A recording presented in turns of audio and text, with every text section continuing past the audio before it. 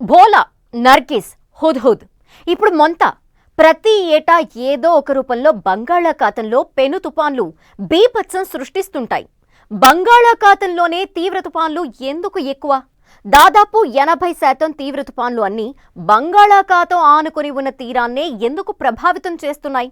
ప్రపంచ చరిత్రలో అత్యంత ఘోరమైన 35 తుఫానుల్లో 27 పెను తుఫాన్లకు కేంద్రం బంగాళాఖాతమే. తూర్పు తీరం ఎందుకు అత్యంత ఘోరమైన తుపానుల్ని ఎదుర్కొంటోంది? లక్షల మంది ప్రాణాల్ని ఎలా బలి తీసుకుంటోంది? ఆస్తి నష్టం, పంట నష్టం, ప్రాణ నష్టానికి కేర్ ఆఫ్ గా బంగాళాఖాతం ఒక పెను తుపానుల కేంద్రంగా ఎలా మారింది?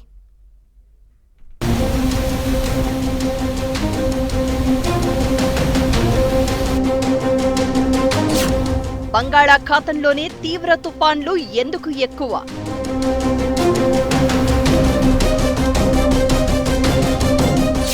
బంగాళాఖాతం ఆనుకుని ప్రపంచంలోనే అతిపెద్ద తీర ప్రాంతం.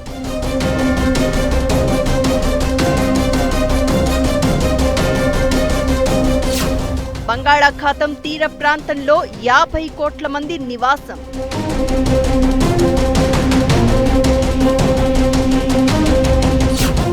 అత్యంత ఘోరమైన తుపానుల్ని ఎదుర్కొనే తూర్పు తీరం.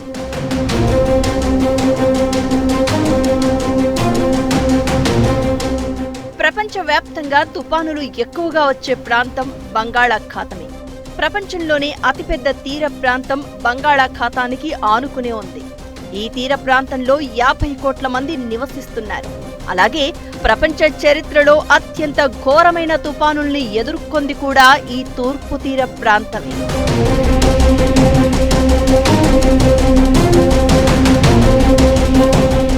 తుపానులకు బంగాళాఖాతానికి విడదీయలేని బంధం ఉంది. ప్రపంచ చరిత్రలో అత్యంత ఘోరమైన 35 తుపానుల్లో 27 పెను తుపాన్లకు కేంద్రం బంగాళాఖాతమే. ఇప్పుడు మోంతా తుపాను కూడా ఇంతే తీవ్రమైనది అని సైంటిస్టులు స్పష్టం చేస్తున్నారు. ఇలాంటి ఘోరమైన తుపానులన్నీ బంగాళాఖాతంలోనే ఏర్పడుతూ ఉంటాయి. ఇక్కడ సముద్రం లోతు ఎక్కువ కాబట్టి ఒడిదుడుకులు ఎక్కువ. ఒకవైపు తీర ప్రాంతం వంగినట్లు పల్లంగా ఉంటుంది.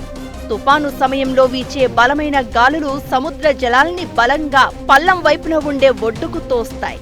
అలల వేగం ఒక్కసారిగా పెరుగుతుంది. ఇలా నేరుగా తుపాను తీరాన్ని తాకుతుంది. అందుకే నష్టం తీవ్రత పెరుగుతోంది.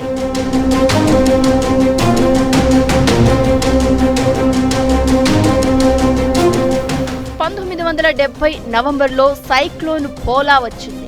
ఇది ప్రపంచ చరిత్రలోనే అత్యంత ఘోరమైన తుపానుల్లో ఒకటి. దీని ధాటికి 50 లక్షల మంది ప్రాణాలు కోల్పోయారు. ఈ తుపాను సమయంలో తీర ప్రాంతంలో అలలు 34 అడుగుల ఎత్తున ఎగిసిపడ్డాయి. కొన్ని దశాబ్దాలుగా బంగాళాఖాతంలో తుపానుల తీవ్రత పెరుగుతూ వస్తోంది. 2008 మే నెలలో బర్మా తీరంలో నర్గిస్ తుపానుతో సుమారు 1,40,000 మంది ప్రాణాలు కోల్పోయారు.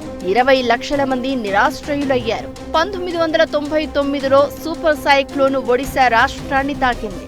దీని దెబ్బకు సుమారు 10,000 మంది ప్రాణాలు కోల్పోయారు. హుద్హుద్ తుపాను ఏపీ తీరంలో తీవ్ర నష్టాన్ని కలిగించింది. ఇలా చాలా తుపానులు బంగాళాఖాతం కేంద్రంగానే ఏర్పడ్డాయి.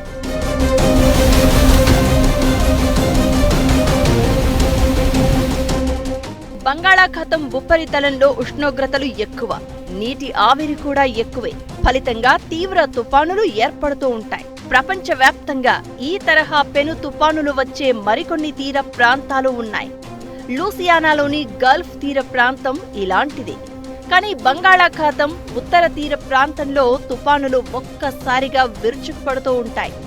ఇవే పెను నష్టానికి కారణం. భూమి మీద ఇంకెక్కడా ఇంత దారుణమైన పరిస్థితులు లేవు. తూర్పు తీర ప్రాంతంలో జనసాంద్రత ఎక్కువ కాబట్టి ఈ తుపానుల వల్ల నష్టం భారీగానే ఉంటోంది. బలమైన కాలుల కారణంగా ఆస్తి నష్టం ఎక్కువే.